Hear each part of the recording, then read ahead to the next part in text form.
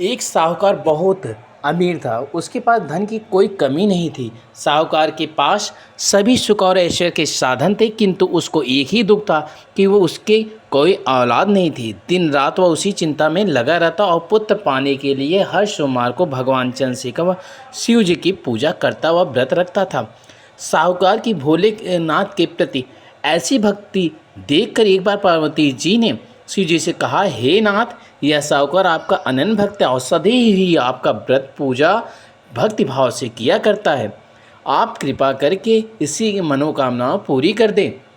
पार्वती जी के ऐसे वचन सुनकर भोलेनाथ ने माँ गौरी से कहा, हे पार्वती, यह संसार एक कर्म क्षेत्र है जहाँ यहाँ जो भी जैसा कार्य करता है उसे वैसा ही फल मिलता है। अर्थात जैसा कार्य मनुष्य करता है वैसा ही परिणाम भोगता है।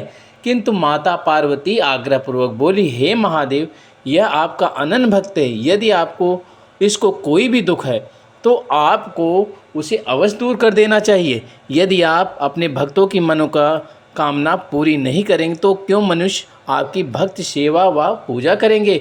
पार्वती जी के इस अनुग्रह को सुनकर शिव जी ने कहा, हे शिवे, इस साहूकार के कोई पुत्र नहीं है, इसी कारण यह दिन रात चिंतित दुखी रहता है। इसके भाग में संतान न होने पर भी मैं इसे पुत्र प्राप्त के लिए वरदान देता हूँ, किंतु इसका पुत्र केवल 12 वर्ष तक ही जीवित रह सकता है। इसके बाद वह मर जाएगा। इससे अधिक मैं साहूकार के लिए कुछ नहीं कर सकता। यह सब बातें साहूकार सुन रहा था। उसे यह सारी बातें सुनकर न कोई खुशी हुई और न ही दुख। वह पूर्ववत शिव की आराधना व पूजा व्रत करता रहा। कुछ समय पश्चात साहूकार की पत्नी गर्भवती हो गई और 10वें महीने में उसने एक बहुत ही सुंदर पुत्र को जन्म दिया। साहूकार के घर में बहुत खुशियां मनाई गई, किंतु साहूकार ने अपने पुत्र की 12 वर्ष की उम्र जानकर कोई सुख खुशी प्रकट नहीं की और इस संबंध में किसी को भेद भी नहीं बतलाया।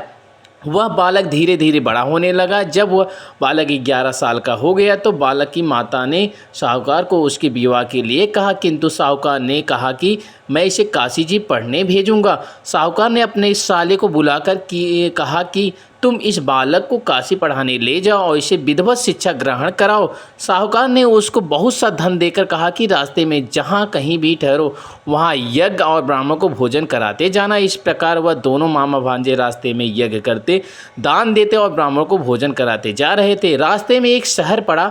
उस शहर में राजा की कन्या का विवाह था। एक अन्य राजा का लड़का बारात लेकर आया था, लेकिन वह एक आग से काना था। लड़के के पिता को इस बात की चिंता थी कि वर को देखकर कन्या के माता पिता विवाह में किसी प्रकार का अड़चन न डाल दे। इसी कारण जब उन्होंने साहूकार की अति सुंदर बेटी को देखा तो उनके मन में विचार आया कि क्यों ना इस लड़के से विवाह का कार्य पूरा करा लिया जाए। यह विचार कर उसने लड़के और मामा से कहा कि यदि आप फेरे व कन्यादान का कार्य पूरा करा देंगे तो आपकी बड़ी कृपा होगी। हम आपको बहुत सारा धन देकर साहूकार के देंगे। साहूकार के लड़के और उसके मामा ने इस बात को स्वीकार कर लिया। विवाह का काम भली प्रकार से पूरा हो गया। जब वह लड़का जाने लगा तो उसने चुपके से राजकुमारी की चुन्नी पर लिख दिया कि तेरा विवाह मेरे साथ हुआ है, लेकिन जिसके साथ तुम्हें भेजा जाएगा वह एक आंख से काना है। मैं काशी जी को जा रहा हूँ। राजकुमारी ने जब इस प्रकार लिखा पाया तो उसने काने राजकुमार से के साथ जाने से इनकार कर दिया और कहा कि मेरा पति